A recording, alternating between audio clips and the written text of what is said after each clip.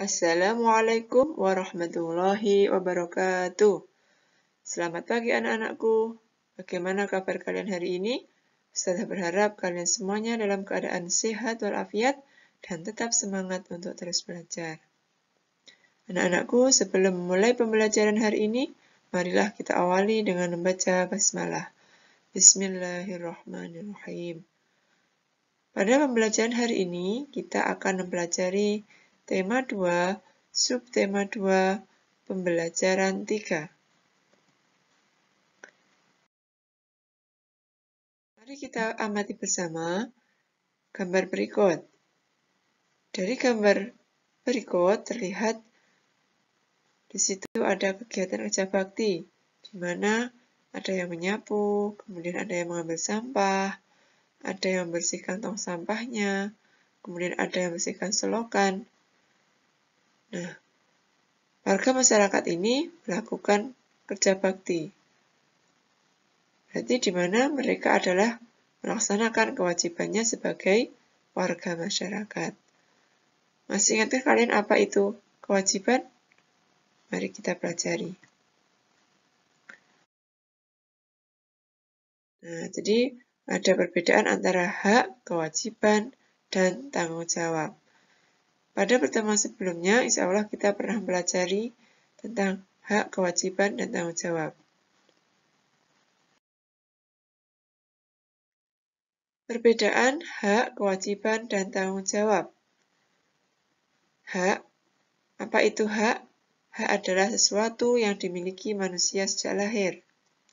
Sedangkan kewajiban itu adalah sesuatu yang harus dilaksanakan oleh setiap orang.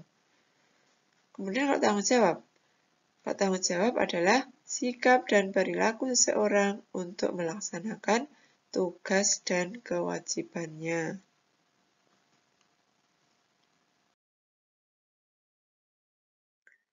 Hak, kewajiban, dan tanggung jawab merupakan 3 hal yang berbeda, tetapi saling berkaitan satu sama lain. Hak dan kewajiban tersebut harus dilaksanakan secara bertanggung jawab oleh pihak yang bersangkutan.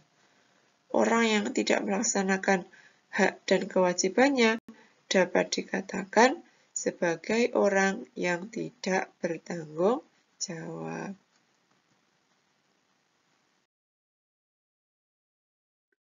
Nah, sekarang apa saja kewajiban sebagai warga masyarakat? Ada beberapa contoh kewajiban sebagai warga masyarakat. Yang pertama, mematuhi aturan atau norma yang berlaku dalam masyarakat. Kemudian menjaga ketenangan dan ketertiban masyarakat. Kemudian mengikuti kegiatan yang ada di lingkungan, baik lingkungan RT, RW, atau desa setempat. Misalnya saja kegiatan kerja bakti, gotong royong, dan musyawarah warga masyarakat setempat. Kemudian menghormati tetangga di lingkungan tempat tinggal. Kemudian membantu tetangga yang terkena musibah. Selanjutnya menjaga kebersihan lingkungan tempat tinggal. Dan masih banyak lagi contoh kewajiban sebagai warga masyarakat yang lainnya. Jadi tadi beberapa contoh kewajiban kita sebagai warga masyarakat. Kemudian kalau haknya, kalau tadi kewajibannya, sekarang kalau hak. Hak kita sebagai warga masyarakat. Di antaranya adalah mendapatkan perlindungan hukum. Kemudian mendapatkan pekerjaan dan penghidupan yang layak. Kemudian menikmati lingkungan bersih, hidup tenang dan damai, bebas memilih, memeluk dan menjalankan agama, berpendapat dan berorganisasi, mengembangkan kebudayaan daerah, dan masih banyak contoh lain tentang hak kita sebagai warga masyarakat.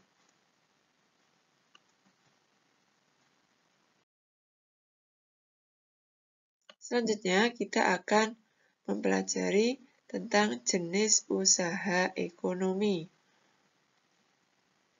Jenis usaha ekonomi dibagi menjadi dua. Ada usaha ekonomi perorangan dan ada juga usaha ekonomi yang dikelola kelompok. Apa bedanya? Kalau usaha ekonomi perorangan, ini memiliki modal terbatas dan biasanya dikelola secara sederhana. Kemudian kalau usaha ekonomi yang dikelola kelompok, berarti usaha ekonomi ini dikelola secara bersama, baik modal, pengelolaan, maupun keuntungannya.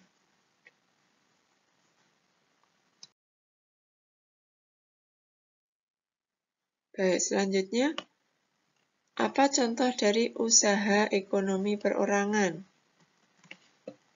Nah, usaha ekonomi perorangan diantaranya ada usaha pertanian, usaha perdagangan, usaha jasa, dan juga industri kecil. Kemudian, kalau usaha ekonomi dikelola kelompok, itu terbagi menjadi beberapa macam. Yang pertama ada firma, kemudian persekutuan komanditer atau CV, kemudian ada perseroan terbatas atau PT, kemudian ada juga badan usaha milik negara atau BUMN, dan ada juga koperasi. Mari kita pelajari satu persatu.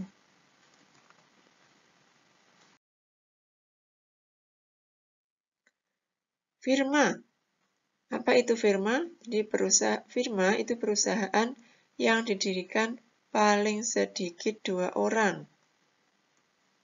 Nah, setiap anggota memiliki hak untuk melakukan tindakan. Kemudian, apa persekutuan komanditer atau CV? Nah, ciri-cirinya adalah usaha yang memiliki 2 macam anggota, yaitu anggota aktif dan pasif. Anggota aktif berperan dalam menjalankan roda usaha, sedangkan anggota pasif bertanggung jawab dalam pemberian modal usaha. Kemudian ada juga perseroan terbatas atau PT. Nah, kalau perusahaan perseroan terbatas atau PT itu adalah perusahaan yang modalnya dihimpun dari beberapa orang dengan cara menjual saham. Pemilik saham memiliki kewenangan terhadap perusahaan tersebut dan berhak mendapatkan laba dari perusahaan tersebut.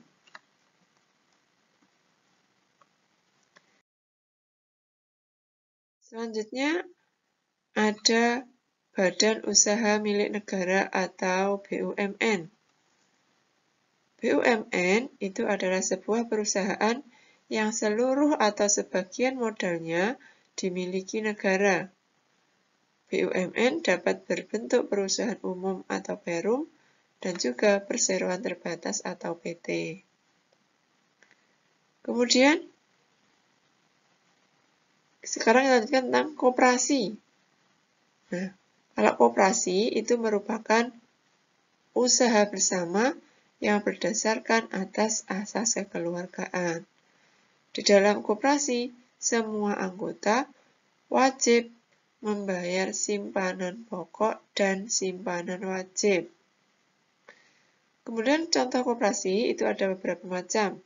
Ada koperasi unit desa, ada koperasi serba usaha, dan masih banyak contoh yang lainnya.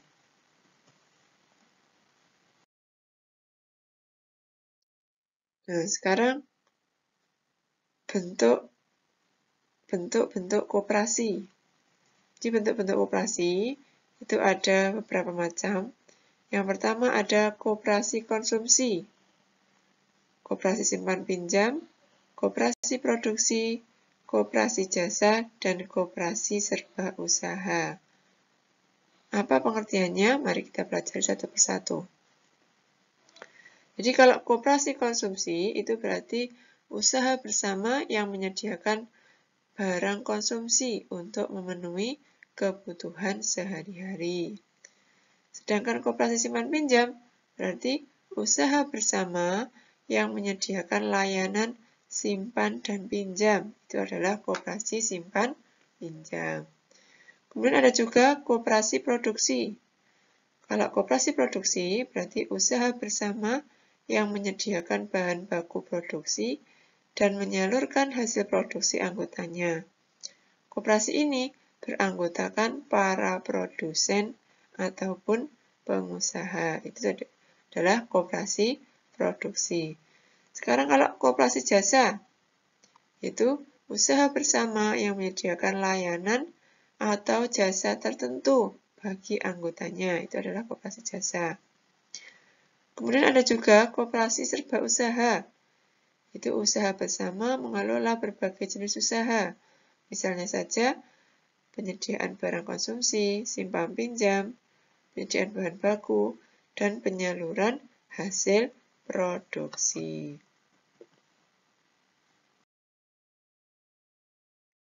Anak-anakku, untuk pembelajaran hari ini Ustazah cukupkan. Ada kurang lebihnya Ustazah mohon maaf. Mari kita akhiri pembelajaran hari ini dengan membaca hamdalah. Alhamdulillahirrabbilalamin. Tetap semangat untuk terus belajar. Ustazah akhiri. Wassalamualaikum warahmatullahi wabarakatuh.